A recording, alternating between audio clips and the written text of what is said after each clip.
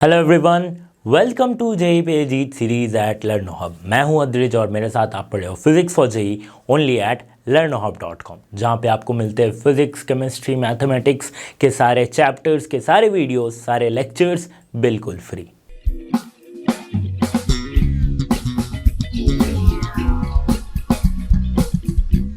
Student, JEE series के इस video में हम देखने वाले हैं इलेक्ट्रोमैग्नेटिक इंडक्शन से पूछे गए कुछ प्रीवियस ईयर के क्वेश्चंस। तो चलिए शुरू करते हैं इस वीडियो को।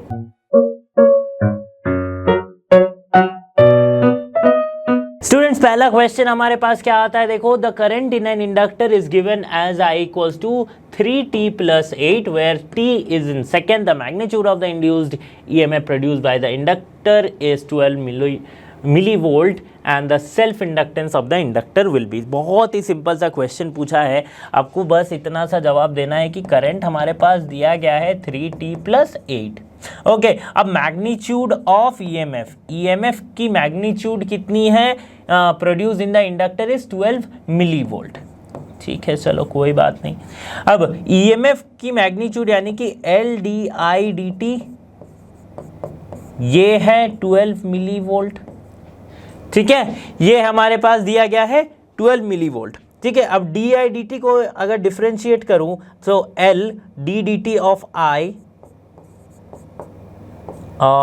के जगह पे मैं क्या लिख सकता हूं, ये 3t plus 8 equals to 12 millivolt.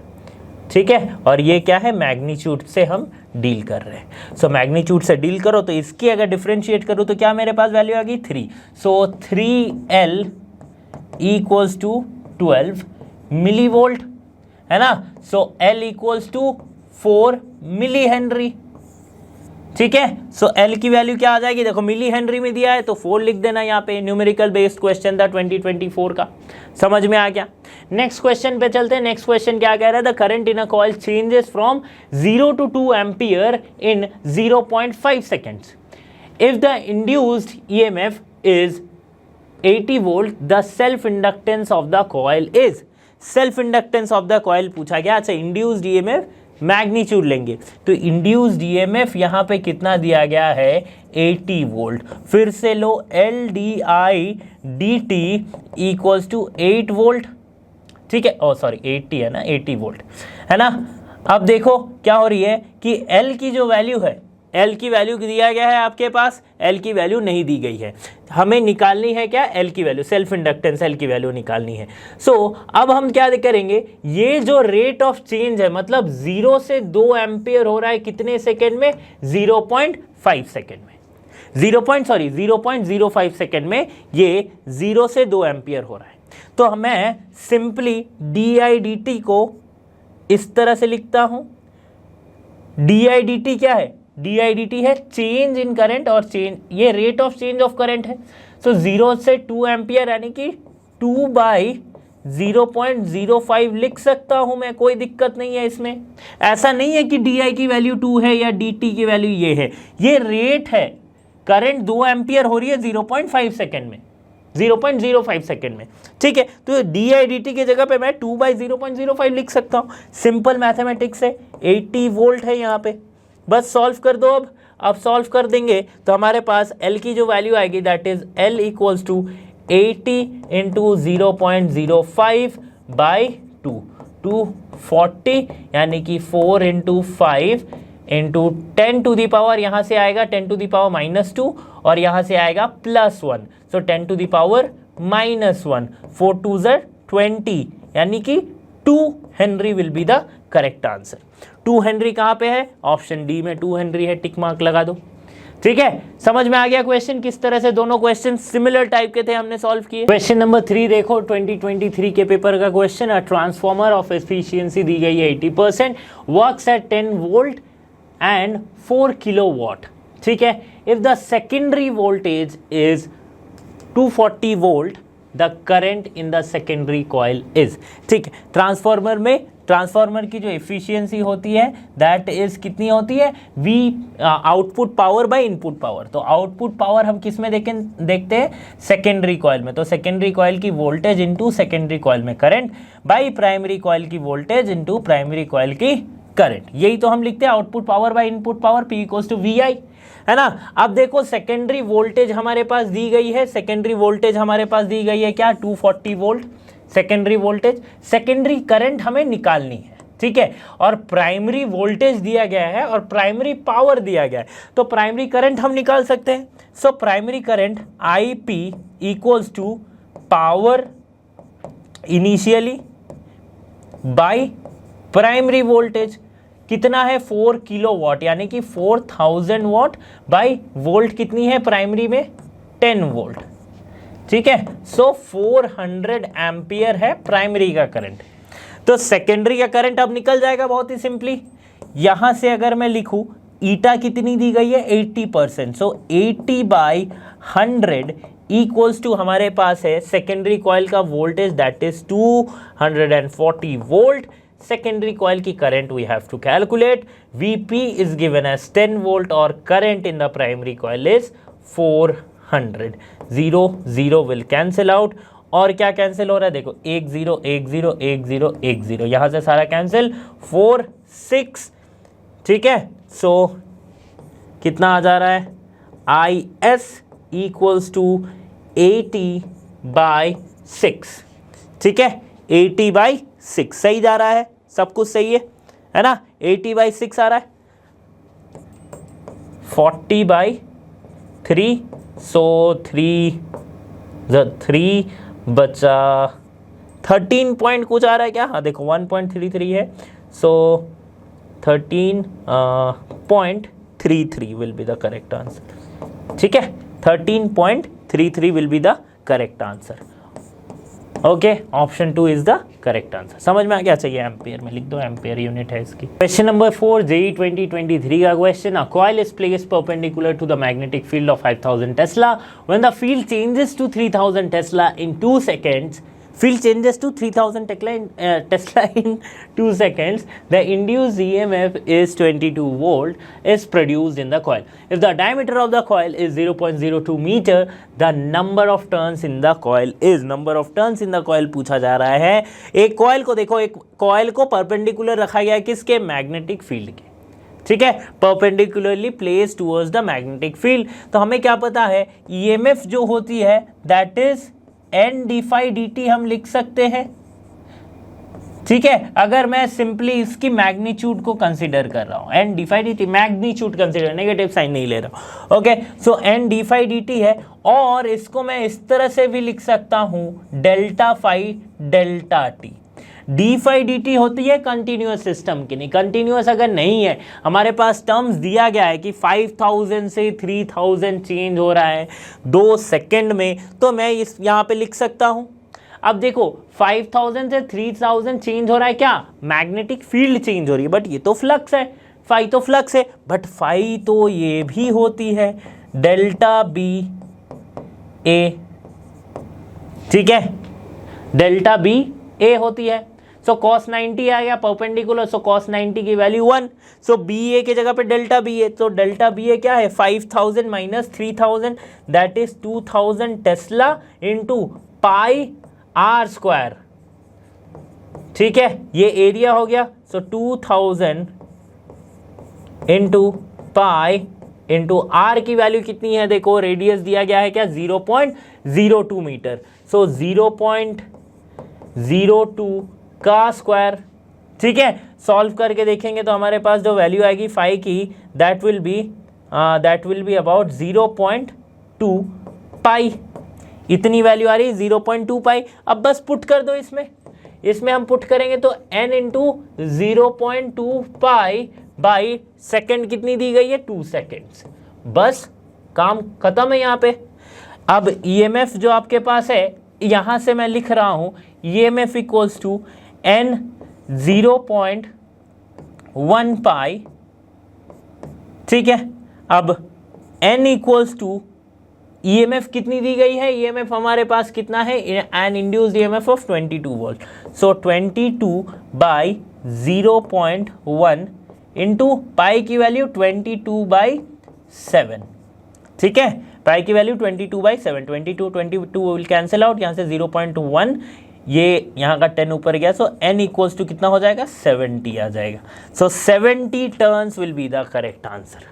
ठीक है, कैलकुलेशन में मिस्टेक नहीं करोगे तो बिल्कुल करेक्ट आंसर आ जाएगा। 30 सेकंड में सॉल्व होने वाला क्वेश्चन है। दिमाग हमें यहाँ पे लगाना था कि d5 को लिमिट जब x टेंड्स टू 0 नहीं हो रहा है, तब x टेंड्स टू 0 कब होता है, जब कंटिन्यूअस सिस्टम, कंटिन्यूअस सिस्टम नहीं है तो हम डेल्टा 5 लिखेंगे। ओके, समझ में आ गई बात। क्वेश्चन नंबर 5 21 के पेपर का पूछा हुआ है क्वेश्चन है। 20 centimetre long metallic rod is rotated 210 RPM about an axis normal to the rod passing through one of its end. मतलब ये है rod about an axis normal, अच्छा क्या लिखा है, about an axis normal to the rod passing through one of its ends. अच्छा, एक end से जा रही है, normal to the rod passing through one. अच्छा, नॉर्मल पूछा गया है ना, तो नॉर्मल हमारा इस तरह से दिखा सकते हैं यहाँ से 90 डिग्री। ओके, द और अदर एंड, अच्छा ये अदर है, ठीक है, OPHER, the other end of the rod is in the contact with a circular metallic ring, a constant and uniform magnetic field of 0.2 Tesla parallel to the axis exists everywhere. There, EMF developed between the center and the ring is between the center of the ring, center and the ring is क्या, कितना हो जाएगा, centre और ring के बीच में जो EMF developed होगा वो कितना। तो इस केस में EMF जो डेवलप होती है उसकी फॉर्मूला को लिखते हैं हम half B omega L square. अब ओमेगा की वैल्यू हमारे पास कितनी दी गई है, 210 RPM। हमें चाहिए रेडियन पर सेकेंड में, तो सॉल्व करके देखते हैं एक बार। हाफ इंटू बी कितना है 0.2 टेस्ला, यानी कि 0.2 टेस्ला, और ओमेगा की जो वैल्यू है ये दिया गया है किसमें 210। सो 210 into pi by 60 into pi by 60 अगर मैं करूँ, सो ये sorry 2 pi by 60, 2 pi by 60 करो तो रेडियन पर सेकेंड में वैल्यू आ जाएगी। और L हमारे पास कितना है 20 सेंटीमीटर है ना, 20 सेंटीमीटर लॉन्ग, सो 0.2 मीटर। ओके, सॉल्व करते हैं 1/2 into 2/10 into and this is 3 और यहाँ पे 3 आ जाएगा। सो 7 3 7 21, सो 7 पाई इंटू 2/10। अब देखो 1/2 इंटू 2/10 इंटू 7, पाई की वैल्यू 22/7, 2/10। ठीक है, तो 7 will cancel out, 2 will cancel out. So यहाँ पे क्या बच रहा है 44/100, 44/100। सो 44 आ रहा है ना, 2 4 and 4। ओके, सो 44 बाई हमारे पास वैल्यू आ रही है 100, और क्या हो जाएगा यहाँ पे कुछ मिसिंग आ रहा है क्या, L स्क्वायर है ना, वही मैं सोच रहा हूँ, कुछ तो मिसिंग हो रहा है। ये स्क्वायर है तो या इसका मतलब 2/10 एक और आएगा। ठीक है, सो L स्क्वायर था देखो, है ना, सो 2 इंटू 10, 2 इंटू 10 2 बार आएगा, कितना आ जाएगा 100,000, 22 into 2 44 into 2 88। So 88 into 10 to the power -3 volt, और 88 milli volt will be the correct answer. क्या आ जाएगा 88 मिली वोल्ट। समझ में आ गई बात। क्वेश्चन नंबर 6 इजी क्वेश्चन है, जेईई के 2022 के पेपर का पूछा गया question. A conducting loop of radius 10/√π centimeter is placed perpendicular to the uniform magnetic field of 0.5 Tesla. The magnetic field decreased to 0 in 0.5 seconds at a steady rate. Okay, the induced EMF in the circuit loop at 0.25 second will be। बहुत ही अच्छा question है। देखो EMF क्या है, d∅dt है।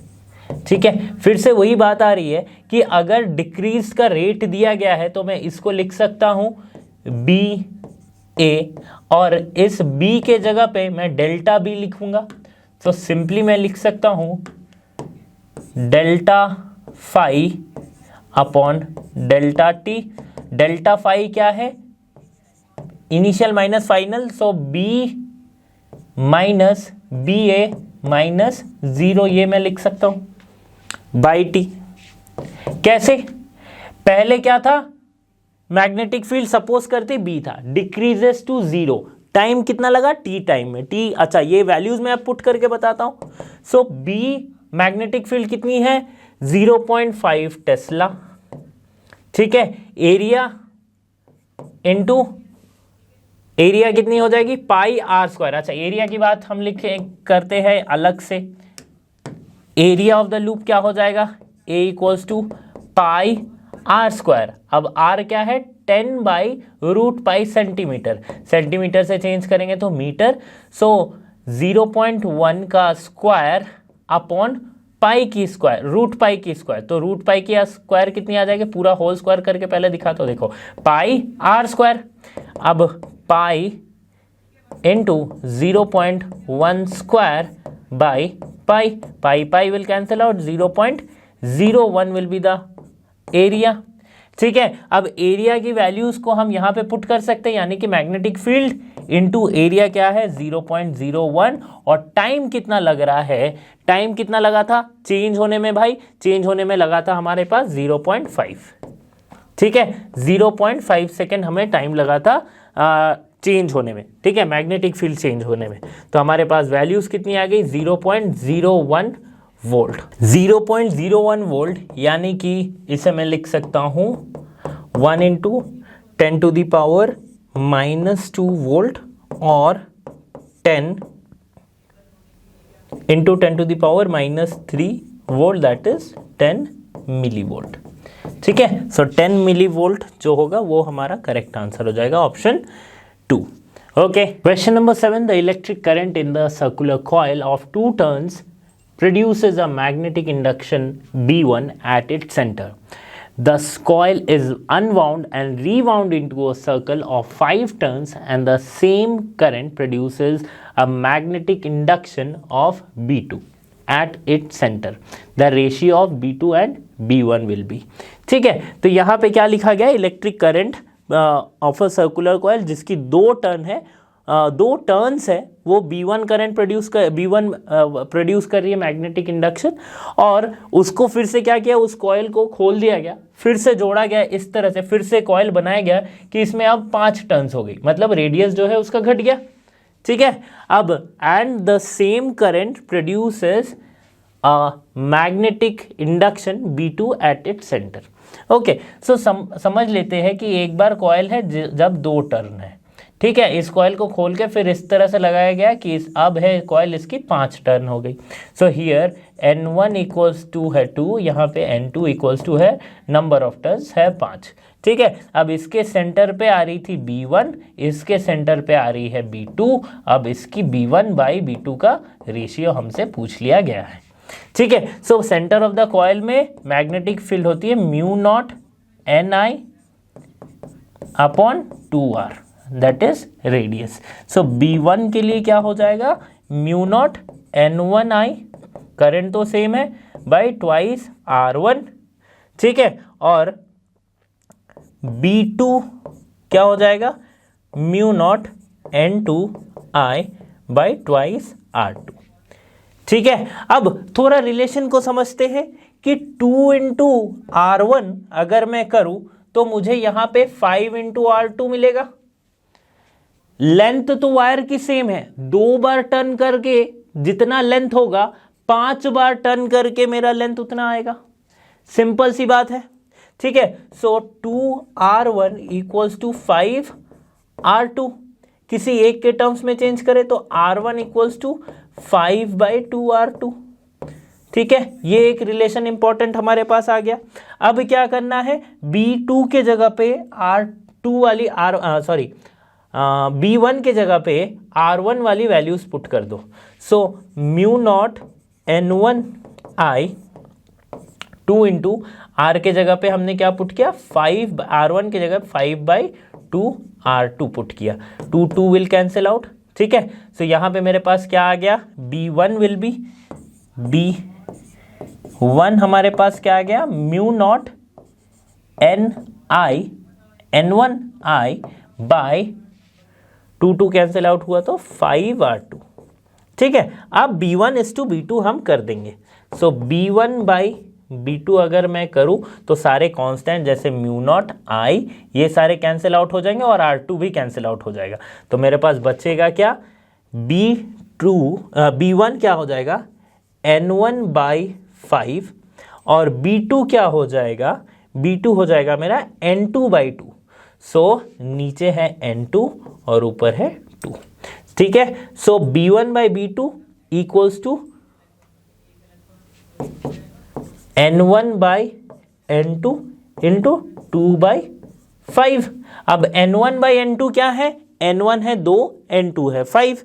सो N1 है 2, N2 है 5, फिर एक 2, फिर एक 5।